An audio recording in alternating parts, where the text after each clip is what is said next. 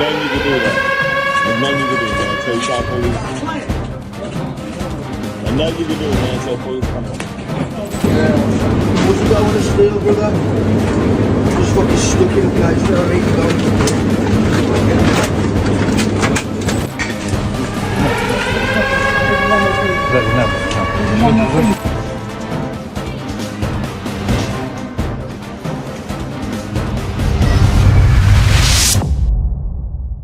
Britain's high streets have become war zones. December 2025. Not from economic collapse, not from civil unrest, but from an epidemic of shoplifting and antisocial behavior that has retailers warning crime is spiraling out of control, while youth offending surges across multiple categories. In London, shoplifting has soared by 54% year-on-year, with more than 90,000 offences reported. Across the UK, police recorded over 500,000 incidents last year, costing retailers around $2.2 billion in losses. More than 2,000 daily incidents of violence and abuse are reported, up from 1,300 the year before. Prime Minister Keir Starmer promised to make Britain's streets safer. Instead, children are convicted and cautioned for more violent offences, a greater share of children reoffend, and ordinary shopkeepers live in constant fear as gangs of youths brazenly steal while police struggle to respond. One Romford resident told the press, "You cannot believe how many school children now openly go into shops, take what they want and just walk out. I have witnessed it myself. Shoplifting really is an epidemic. Children are just not scared to steal anymore." Children, not scared. Stealing openly in Britain in 2025. While politicians launch winter of action initiatives that achieve temporary arrests but change nothing systemically. But real quick, before we expose how Britain's high streets have descended into lawless chaos, let's be honest. Mainstream media won't tell you that youth violent offending is increasing, that children are reoffending at higher rates, or that retail workers face over 2,000 incidents of violence and abuse every single day. That's why we built UK Brief Network. Subscribe now for unfiltered coverage of Britain's crime epidemic. Reason number 1, youth crime statistics reveal a deeply troubling picture with increases in violent offending, reoffending rates, and child victims of homicide. April 2025. The Youth Endowment Fund published data showing indicators for homicides, violent offending, youth justice, and poverty deteriorated in the past year. More children and young people were victims of homicide. More children were convicted and cautioned for violent offenses. A greater share of children reoffended. A greater share of UK children were living in absolute poverty. The government celebrates reductions in some categories while ignoring the increases that actually matter. January 2025. Youth justice statistics 2023-24 showed a 47% increase in proven sexual offenses committed by children. 47% in 1 year. Youth justice statistics also revealed increases in miscellaneous crimes against society, up 22%. Robbery offenses and theft offenses both up 21%, and public order offenses up 4%. Around 13,700 children received a caution or sentence, around the same level as the previous year. But here's the critical detail. Both proven offenses and sentences given at court saw increases for the second consecutive year.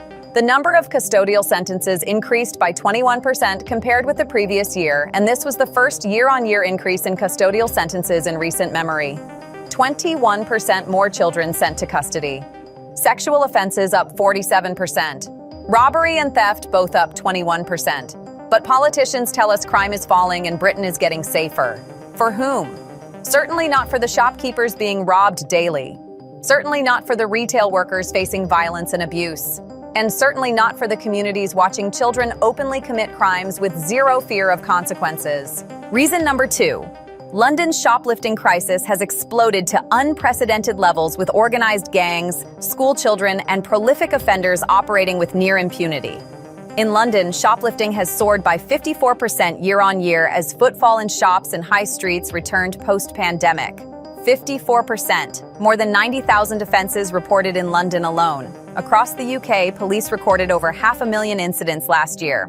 500,000. That's not petty crime. That's systematic criminality operating at industrial scale. Shoplifting in Romford reached nearly 5,400 incidents recorded in the area last year alone. marking a sharp 23.3% rise. It now makes up nearly 10% of all crime locally. Romford has two teams of very proactive and hardworking police officers who tackle shoplifting daily, but as fast as they remove one offender, more arrive. Retail staff are reporting an increase in daily thefts as staff are being verbally abused, threatened, and left to deal with the emotional aftermath of confrontations with aggressive thieves. Think about that.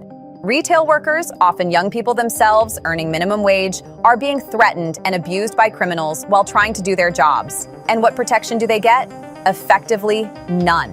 One Romford resident said, "You cannot believe how many school children now openly go into shops, take what they want, and just walk out. I have witnessed it myself. Shoplifting really is an epidemic.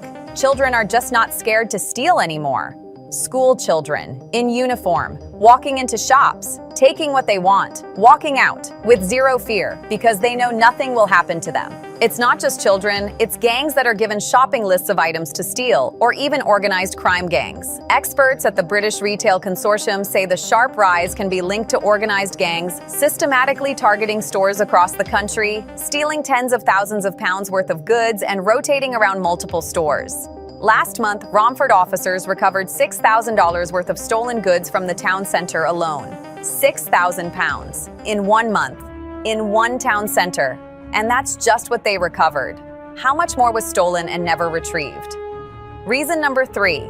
High street retailers have been forced to implement dystopian security measures just to survive while the government launches temporary initiatives that achieve nothing permanent. London has felt the full force of this crime wave, with high street shops in the city's leafy green enclaves frequently targeted. David Clulow, an optician on Hampstead High Street, saw its front door smashed down on 2 separate occasions in January as thieves stole 220 pairs of glasses worth nearly $7,000.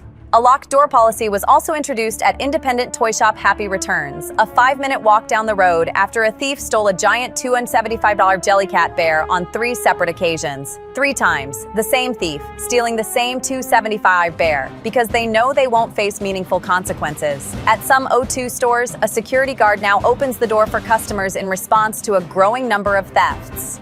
O2 explained, "This decision has been taken to prioritize the safety of both our employees and our customers, as well as the security of our stock." Mobile phone stores require security guards to open doors. In Britain, in 2025. Shoppers have also grown accustomed to seeing security tags and lockboxes on a growing number of items in shops and supermarkets. Customers at some Sainsbury's stores are required to scan their receipt when they leave, while Tesco has used robot security guards in some shops outside opening hours. CCTV, security guards, or body-worn cameras are also used by numerous retailers to catch criminals. Retailers have spent a record $1.8 billion on crime prevention measures in just 1 year in the UK. $1.8 billion to protect their own stock. Because police can't or won't. Retailers have warned that shoplifting is spiraling out of control. In response, the government is planning tougher penalties and a new offense to protect retail workers from abuse and assault. Planning, always planning, never delivering. Meanwhile, one Romford business owner told the press, "We're not just losing stock, we're losing our community. That's what's really being stolen. Not just products, community, safety. The ability to run a business without living in constant fear." Reason number 4. Retail workers face unprecedented levels of violence and abuse, with over 2,000 incidents reported daily, while police resources remain stretched and arrests rarely lead to prosecution. More than 2,000 daily incidents of violence and abuse towards retail workers are reported, up from 2,300 the year before. 2,000 every single day. It is unacceptable that over 2,000 incidents of violence or abuse towards retail workers are reported every single day. One MP who started their career in retail working on a shop floor said, "I know the impact of intimidation and what it can do to someone who is just trying to do their job." In March, when Geek Retreat in Kettering was targeted, a brick was thrown through the window and eggs were smashed on the shop front. One shop reallocated shifts to prevent more vulnerable members of staff being intimidated at closing time. Staff schedules changed to protect workers from criminals operating openly. On British high streets, people contacting retail worker helplines every day report horrifying incidents of retail crime, abuse, and violence, and many say that they are now at breaking point. Breaking point. That's where Britain's retail workers are, while politicians announce initiatives and promise action. Here's the reality on the ground. According to parliamentary testimony, Retailers often say they will report the crime, provided the police actually react to it, come onto the street and make arrests. Provided police react. That's the bar now. Not will police solve it, but will police show up at all? The police often get disenchanted about it because when they arrest these people and take them away, they get released pretty quickly as there is no space for their case. They are often back on the streets the same day as they were arrested. Same day release. Arrested, processed, released. Back shoplifting by afternoon. The criminal justice system has become a revolving door where nobody stays long enough for consequences to matter. The issue is more effective policing. Police were asked to go onto the street in civilian clothes because the offenders just move around when the police are there in uniform. The police did that and they made a series of arrests, which sent a shockwave through the gangs. But that's a temporary measure in one location. The gangs adapt, they move to different areas, and the cycle continues. Reason number 5, the government's response has been to launch short-term initiatives that produce arrests but fail to address the systemic failures allowing youth crime and shoplifting to flourish. December 2025. The government launched a winter of action to crack down on town center crime. Shoplifting and antisocial behavior are tearing at the fabric of our communities, the government admitted. This winter, we are launching a crime-fighting blitz with police patrolling our high streets across the country. Sounds good. What were the actual results?